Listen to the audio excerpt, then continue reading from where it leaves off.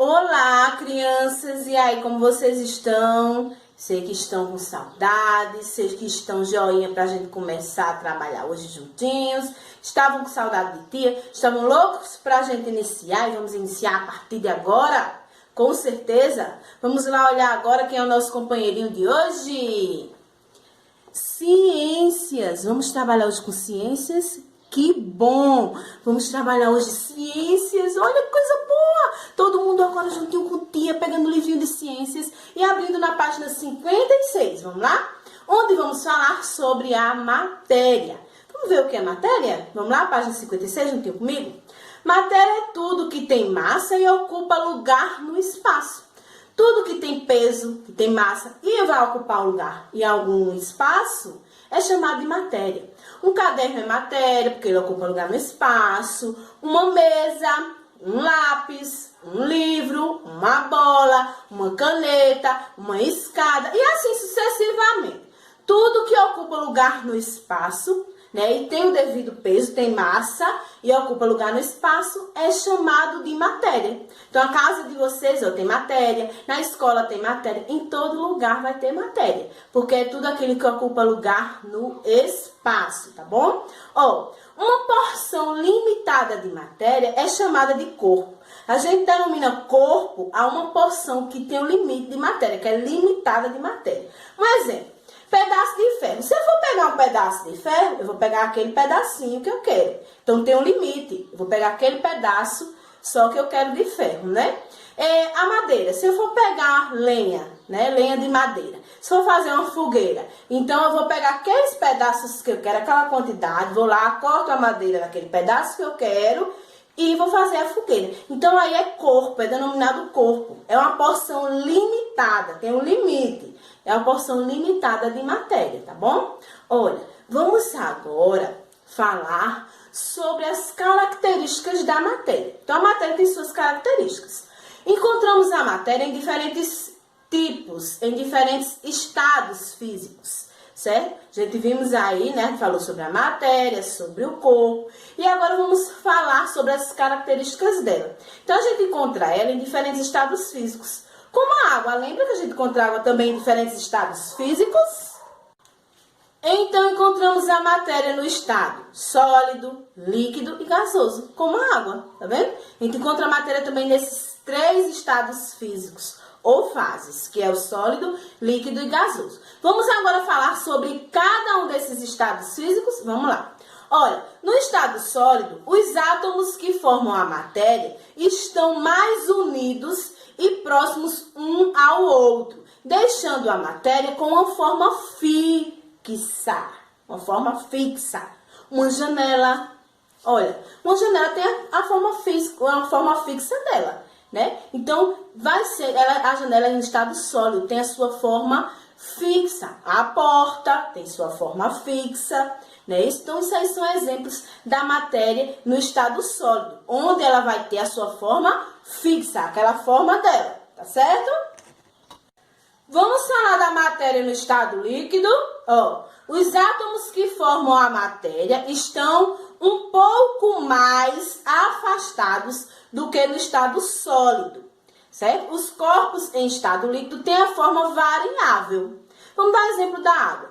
A água na cachoeira. A cachoeira não é igual a outra, vai ser variável, né? Cada uma tem sua forma, seu jeito de ser. Não vai ter uma cachoeira igual, idêntica àquela. Então, tá na forma variável. A água de um açude não vai ter o mesmo tamanho daquele açude, não vai ter a mesma profundidade daquele açude.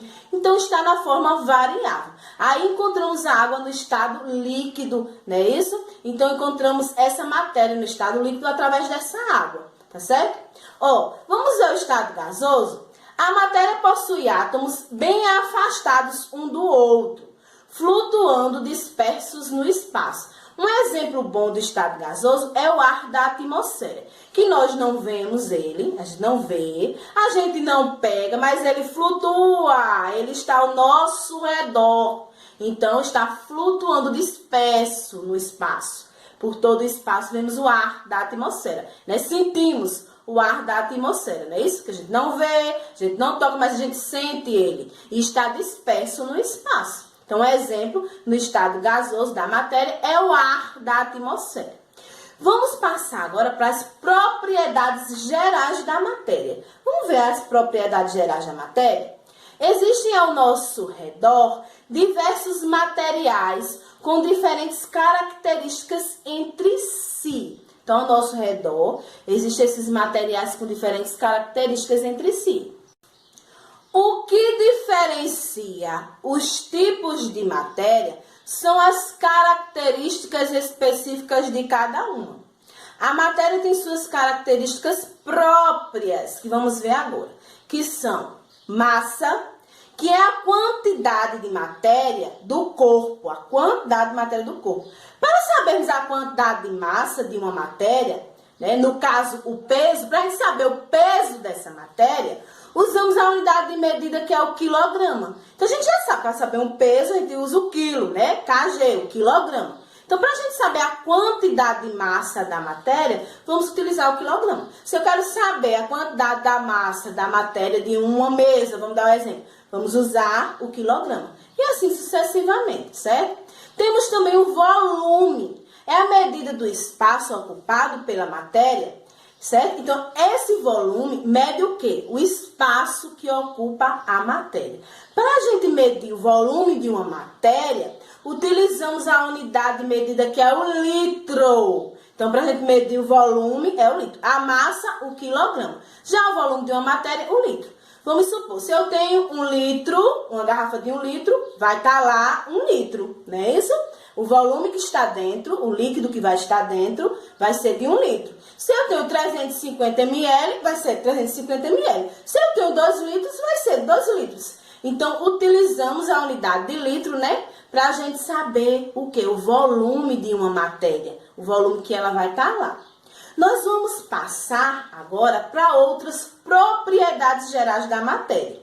Tá certo? Olha só quais são essas outras propriedades. A impenetrabilidade, a divisibilidade, a compressibilidade e a elasticidade, que vamos falar a partir de agora sobre cada uma. Vamos falar sobre a impenetrabilidade. Dois corpos nunca podem ocupar o mesmo lugar no espaço ao mesmo tempo. Então, se eu estou num lugar muito estreito, claro que eu não vou poder ocupar esse lugar com outra pessoa, se é muito estreito. Então, dois corpos não podem se juntar. Vamos dar um exemplo. Um esbarro entre duas pessoas. Então, vão se esbarrar. Eu estou num lugar estreito e com outra pessoa eu vou acabar me esbarrando. Então, isso aí é uma impenetrabilidade, né? Então, é a impenetrabilidade. Quando dois corpos não podem ocupar o mesmo lugar no espaço, certo? Se a cozinha é estreita demais, não vai caber 2 mesas, né? Então, não pode. E assim sucessivamente. Já a divisibilidade é a propriedade que a matéria tem de reduzir-se em partículas extremamente pequenas. Então, vai reduzir. A matéria está lá no cantinho dela grandinha e vai reduzir ela. Como? Se eu pegar um papel e rasgá-lo, eu não vou reduzir? Vou dividir em várias partes. Vou pegar o papel, vou cortá-lo, vou rasgá-lo e ele vai ser dividido em várias partes. Então, essa é a divisibilidade, onde eu vou reduzir aquela matéria em várias partes, tá certo? Então, vamos falar agora sobre a compressibilidade e a elasticidade. Propriedade de matéria que consiste em ter volume reduzido quando submetida a determinada pressão, isto é, possui compressibilidade. Então, olha só, vamos dar um exemplo de compressibilidade que é o ar. Se eu estiver num local pequeno, né, um local apertado, vai ter a compressão, o ar vai ficar pouco, porque ele está ali naquele determinado local, está comprimido, vai ter aquela compressão. Então, esse ar, essa pressão apertado, sufocado, então isso é a compressibilidade. Então, o ar, nessa situação, é um exemplo de compressibilidade. Na elasticidade, a matéria tem de retornar ao seu volume inicial após cessar a força que causa a compressão. Vamos dar um exemplo.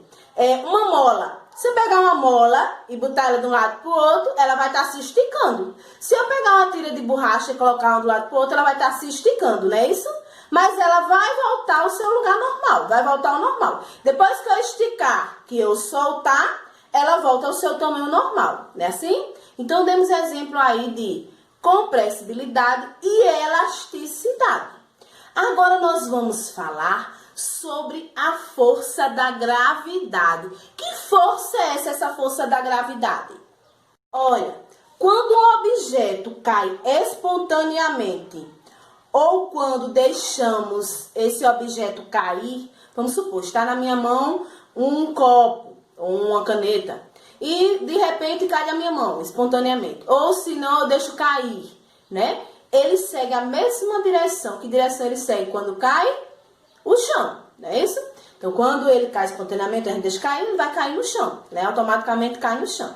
Isso ocorre em razão de uma força de atração existente no planeta Terra, chamada de força da gravidade. Por isso que quando ele cai, ó, já vai imediatamente naquela força, pá, no chão, não é isso?